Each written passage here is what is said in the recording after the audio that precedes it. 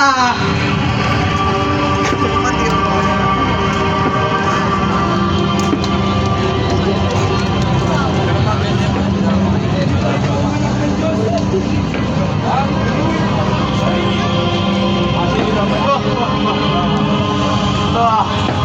ikaw nga anak ng Diyos, bakit di ka makababa dyan para iligtas ang iyong sarili, pati na rin kami?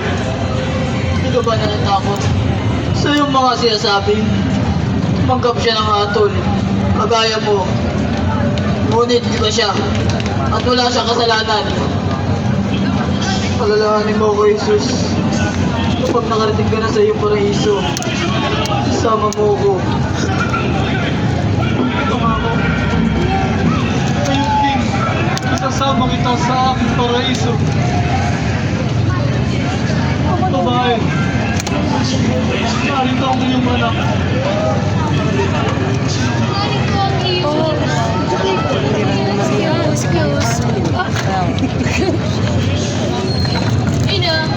Ina, alam ko ang iyong nararamdaman.